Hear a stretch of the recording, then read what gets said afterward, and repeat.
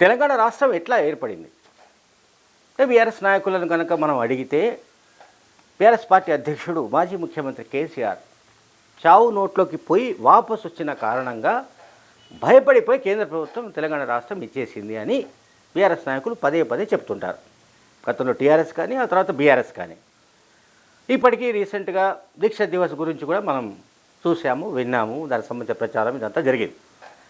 And ఇప్పుడు ఈ అంశం ఎందుకు ప్రస్తావిస్తున్నానంటే, కేసీఆర్ కూతురు కవిత బీఆర్ఎస్ నాయకుల మాటలకు, వాళ్ళు చేస్తున్న వ్యాఖ్యలకు ఆమె భిన్నంగా మాట్లాడుతోంది. ఆమె చెప్తున్నది ఏంటంటే 1200 మందికి పైగా యువకులు అమరులైన కారణంగా, ఆత్మ బలిదానం చేసుకున్న కారణంగానే తెలంగాణ ఏర్పడిందని చెప్పేది. అయితే దానికి కేసీఆర్ దీక్ష కూడా జోడించింది అనుకోండి, అది వేరే విషయం. కేసీఆర్ దీక్షతో పాటుగా 1200 మందికి పైగా అమరులైన కారణంగా తెలంగాణ రాష్ట్రం ఏర్పడింది. కానీ కేసీఆర్ అంటే తెలంగాణ వచ్చిన తర్వాత, కేసీఆర్ ముఖ్యమంత్రి అయిన తర్వాత ఆ తెలంగాణ ఉద్యమకారులందరినీ నిర్లక్ష్యం చేశారు. అప్పటి మంత్రులు, ఎమ్మెల్యేలు వీళ్ళందరూ కూడా ఆమెను ఉద్యమకారులు నిర్లక్ష్యం చేశారు అని కూడా ఆమె ఆరోపించారు. అంటే కేసీఆర్ హయాంలో ఎవరైతే తెలంగాణ ఉద్యమకారుడుగా, తెలంగాణ జాతిపితగా పేరు సంపాదించుకున్నాడో, పాపులర్ అయ్యాడో, అటువంటి కేసీఆర్ ఖ్యాతిని, లేకుంటే కేసీఆర్కు సంబంధించిన క్రెడిబిలిటీని దెబ్బతీయడానికి కూడా కవిత వ్యాఖ్యలు చేసినట్టుగా మనం భావించాలి. ఆమె స్పష్టంగా చెప్తోంది, కేసీఆర్ హయాంలో ఆ 10 ఏళ్లలో తెలంగాణ ఉద్యమకారులను నిర్లక్ష్యం చేశారు. ఎవరు నిర్లక్ష్యం చేశారు? మంత్రులు, ఎమ్మెల్యేలు. ఏ మంత్రులు, ఏ ఎమ్మెల్యేలు అంటే బీఆర్ఎస్ పార్టీకి సంబంధించిన వాళ్ళే. అంటే బీఆర్ఎస్ పార్టీకి సంబంధించిన వాళ్ళు కేసీఆర్ హయాంలోనే తెలంగాణ ఉద్యమకారులకు అన్యాయం చేశారు, నిర్లక్ష్యం చేశారు, లేకుంటే వాళ్ళ పట్ల అలక్ష్యం చేశారు అంటే ఇది కేసీఆర్ నాయకత్వ వైఫల్యంగా కూడా మనం భావించాలి. అంటే ఆమె స్టేట్గా చెప్పకపోయినా కేసీఆర్ వైఫల్యంగానే భావించాలి. మనం ఇంకో రకంగా భావించడానికి లేదు ఇక్కడ. ఈ మధ్య ఆమె ఖమ్మం జిల్లా పర్యటనలో కూడా ఇటువంటి కామెంట్స్ చేశారు. అంటే యూటీ బ్యాచ్, బీటీ బ్యాచ్ అని ఆమె మాట్లాడారు. అంటే యూటీ బ్యాచ్ అంటే ఉద్యమ తెలంగాణ బ్యాచ్, బీటీ బ్యాచ్ అంటే బంగారు తెలంగాణ బ్యాచ్.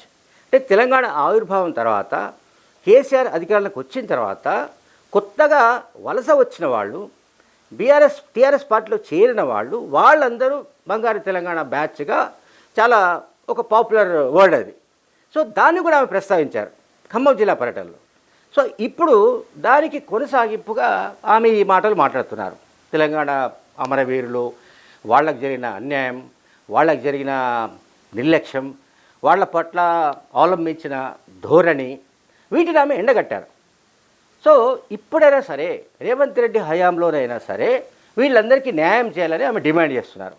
ఆమె చేసిన డిమాండ్ ఏంటంటే, ఒకటి, తెలంగాణ ఉద్యమంలో పాల్గొన్న వాళ్ళందరికీ కూడా గుర్తింపు కార్డులు ఇవ్వాలి, ఐడెంటిటీ కార్డు ఇవ్వాలి, అండ్ తర్వాత పెన్షన్స్ ఇవ్వాలి, అండ్ ప్రతి ఒక్కరికి 250 గజాల స్థలాన్ని కేటాయించాలి.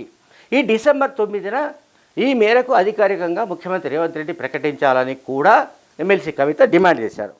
సరే, దీన్ని ఏ రకంగా రేవంత్ రెడ్డి స్వీకరిస్తారు, లేకపోతే ప్రభుత్వం స్వీకరిస్తుంది, దీనిపైన ఎట్లా రియాక్ట్ అవుతుందో మనకు తెలియదు. అండ్ ఆమె చెప్తున్న పాయింట్ ఏంటంటే, ఎవరైతే చనిపోయారో 1200 మందికి పైగా ఎవరైతే ఆత్మ బలిదానాలు చేశారో వాళ్ళలో కేవలం 540 మందికే మనం సహాయం చేయగలిగాము. సో రిమైనింగ్ అంటే ఆల్మోస్ట్ ఇంకొక 1500 మందికి మనం న్యాయం చేయవలసి ఉందని కూడా ఆమె చెప్పారు. అట్లాగే శ్రీకాంతాచారి వర్ధంతి సందర్భంగా ఆమె ఎల్బీనగర్ చౌరస్తాకు వెళ్ళి అక్కడ శ్రీకాంతాచారి విగ్రహానికి ఆమె నివాళులు అర్పించారు. ఈ సందర్భంగా కూడా ఆమె కొన్ని కామెంట్స్ చేశారు. శ్రీకాంతాచారి నిజంగా కేసీఆర్ ఆమరణ దీక్ష చేపట్టిన రోజే ఆయన తనకు తాను ఆత్మాహుతికి పాల్పడ్డాడని, అయితే డిసెంబర్ 3న చనిపోయాడని ఆమె చెప్పింది. కవిత మాట్లాడుతున్న విషయాలు చాలా ఆసక్తికరంగా కనిపిస్తున్నాయి.